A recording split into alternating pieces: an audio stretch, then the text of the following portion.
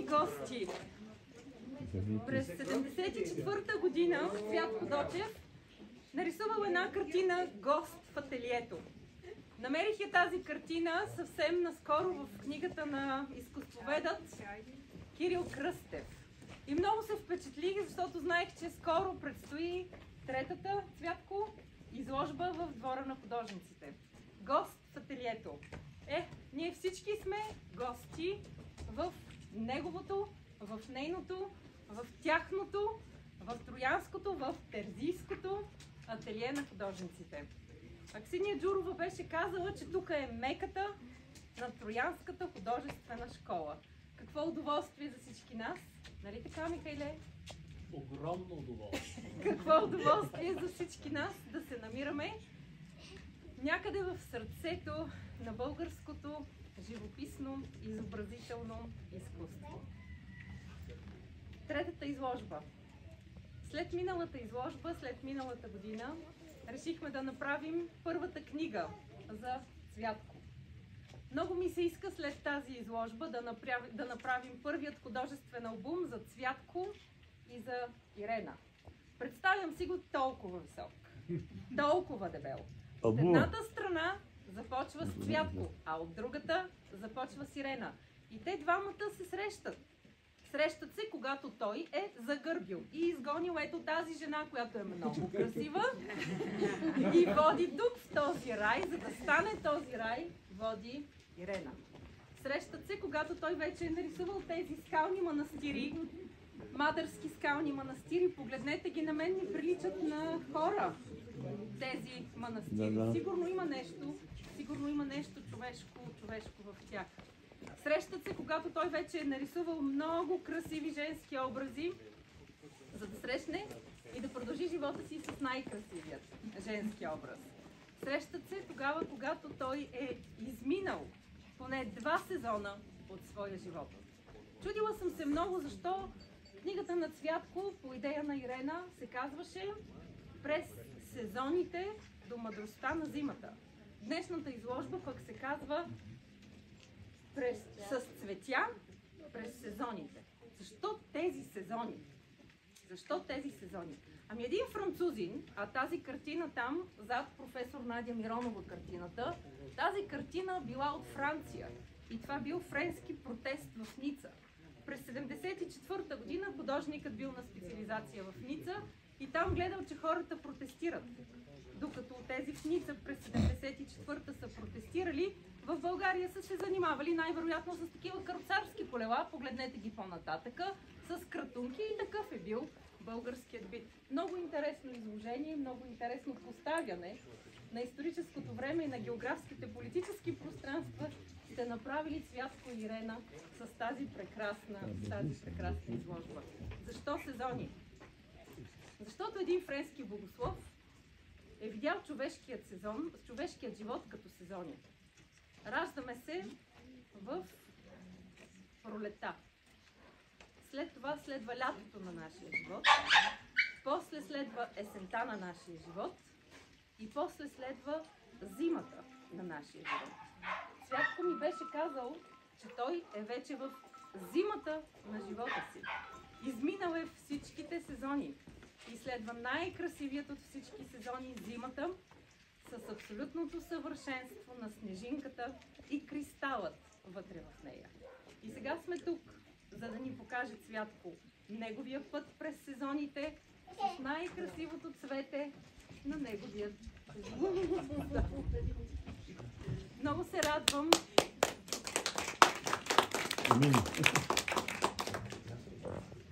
Много се радвам, че ще имам възможността да кажа: госпожо Михайлова, думата е ваша. Още не ви го казвам.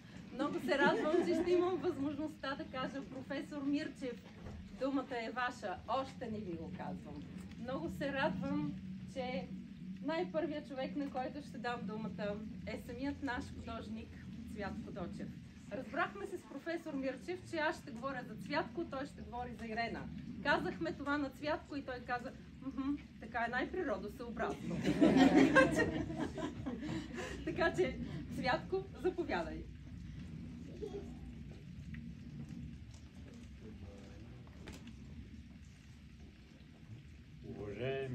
читатели, гости, приятели!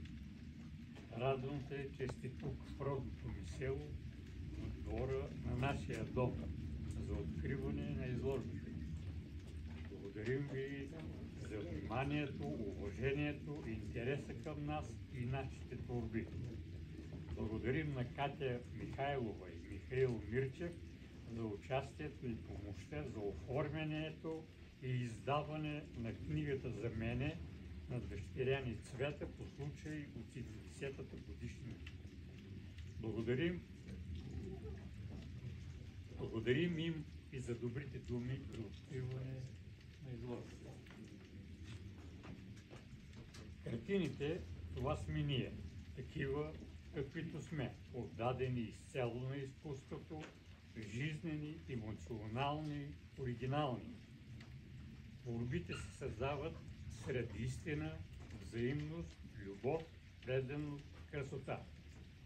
Дай Боже живот и здраве и в бъдеще да се родят много нови картини. И да им се радваме заедно. До нови срещи!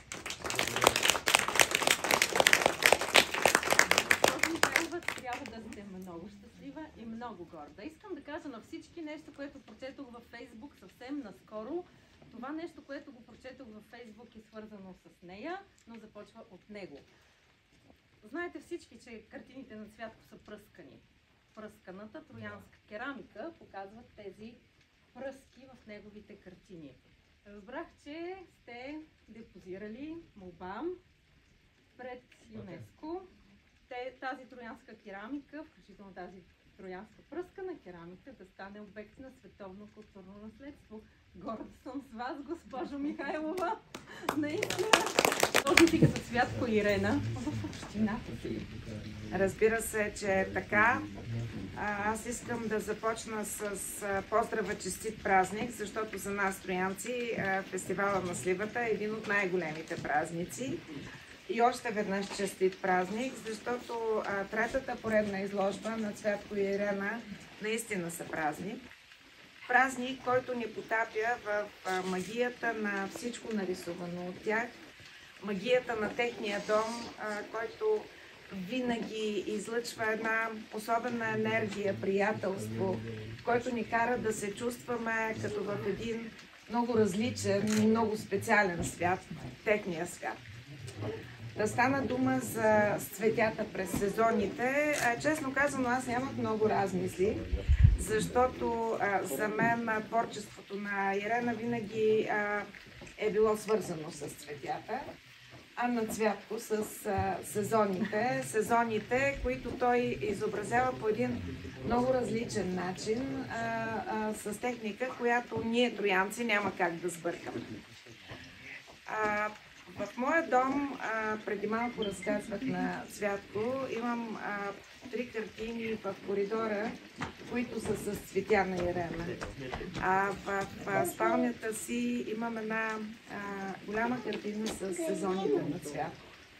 И винаги, когато ги погледна, си казвам, че художниците са благословени хора, са богопомазани хора. Защото, излизайки сутрин за работа, правя това, което вероятно и вие правите. Поглеждам красотата, която носят тези картини, и се опитвам да съхраня тази красота в себе си и да започна деня си с нея. Тъй, че щастливи сте за това, че можете да накарате толкова хора да започнат деня си с красотата и да отнесат част от нея в делника си. И много силно вярвам, че точно това ни прави малко по-добри хора. Благодарим ви за това. Очакваме с нетърпение 4-та, 5-та, 6-та, всички следващи изложби 16-та, 26-та. Той е професор, както каже той. Очакваме тези изложби. Рисувайте, подарявайте ни ги, защото имаме нужда от това. Света ни и особено днес България има нужда от повече добри хора. Благодаря ви. Този прекрасен ясен дом мен ме доведе преди точно 18 години едно човешко пълнолетие Михаил или професор Михаил Мирчев. Защо ме доведе? За да видя Ирена и за да се влюбя в теб, така както тя се е влюбила в Цвятко ли? Цвятко се е влюбил в Ирена. Да отговарям? Не знам. От гледна точка на природното разпределение, аз трябва да кажа няколко думи за Иренчето. Тя не е Ирена, Иренчето. Цвятко го познавам и сме приятели от 40 години. Познавам го от когато си хвана Иренчето, а всъщност не съм съвсем наясно дали тя го избра или той си я избра. В този случай, вероятно, движението, емоцията, избора, предпочитанието и страстта, защото подозирам, че има страст в тяхната любов толкова дълго време. Познавам ги още от самото начало, когато се събраха. Имаше много интересни периоди, изпълнени с всякакви емоции, но какъв е резултата? Цвятко е един безспорен български художник, признат, участвал в десетки изложби в България, в чужбина, включен е в най-авторитетните алманаси на българската живопис. За него са се произнесли един от най-авторитетните критици в тази сфера и област. Той лично беше личен приятел с неговото поколение и съм свидетел колко близки и искрени, без никаква ревност, без никаква завист, без никакво напрежение. Той имаше отношение с своите колеги, с които са учили в академията и след това са се борили за националните изложби, да бъдат приемани и така нататък. Отново трябва да споменем за изключителния, аз не знам дали му е приятел или е някаква много особена форма на почитание от страна на Цвятко Дочев към Димитър Нерон, Казаков Нерон. Около 10 на години, общо взето аз бях също в тази компания. Това е удивително отношение на Цвятко Дочев, големия художник, към неговия приятел Казаков, голям, още по-голям художник и така нататък. Между другото, скоро бяхме в Казанлък, там в изложбата Цвятко са поставили една много рядка картина на Петър Дочев. Той е друг приятел от Лесиндрен, нали така? Да. Лесиндрен не бъркам. Петър Дочев, той в последната фаза от своя живот, много интересна техника, с сажди ли беше това? Или графит. Графит, с който растила всъщност пространствени са картините, много интересна, голяма картина, не знам, предполагам, че си я виждал. Това е света на Цвятко Дочев. Това е света на Цвятко Дочев. Беше в София и си дойде тук в Терзийското. Премести си семейството, премести си любовта, старата му любов отлетя и дойде новата любов. А новата любов е едно момиче от Ловеч, от художествена гимназия ли беше или по занаятите, от езиковата гимназия, но с спонтанно, първо човешко и второ много женствено отношение към изобразителното изкуство, към формата, към баграта. И така, харесват се и Иренчето тръгва заедно и след Цвятко. Тук сега искам да споделя нещо много важно, защото аз спрямо моя баща път имам подобно отношение. Много е тежко, когато си наследник или когато си партньор на един признат висок професионалист, изключителен талант. Високия професионалист и талант смачкват, често пъти смачкват своите наследници и своите партньори. При Ленчето това не се получи. Голям професионалист, той дори не й казва художничката Ирена, той казва колежката. Отстрани може да ви звучи малко подигравателно колежката от самото начало, но всъщност това е много странна, много тънко изразена любов.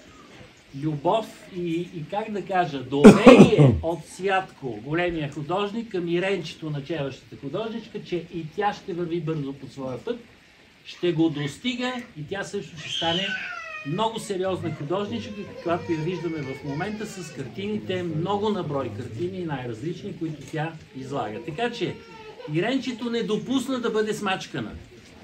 Иренчето се възползва.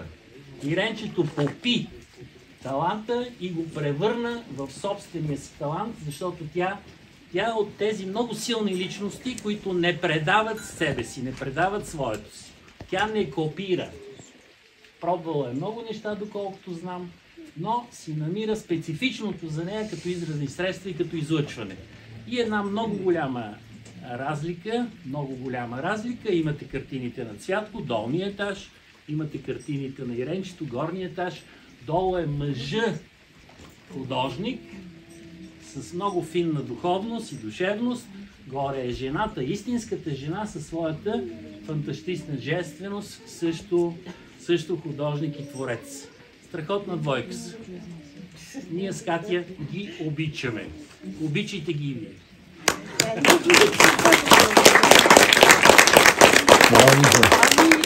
Обичайте и тяхното изкуство.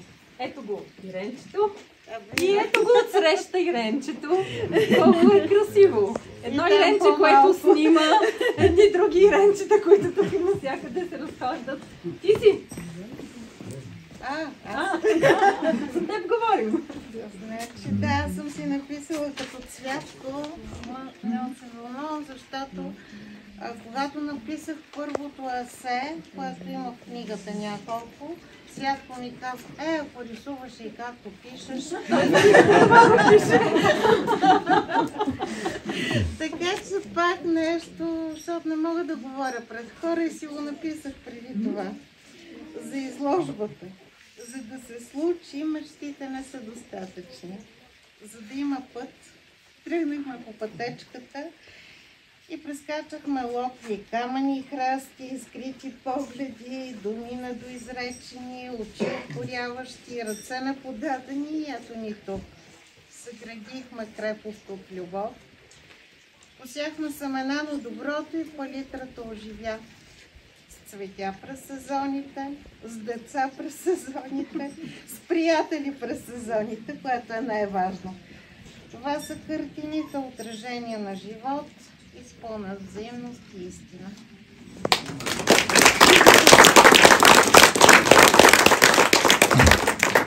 Книгата на Цвятко започва с думите на Ирена.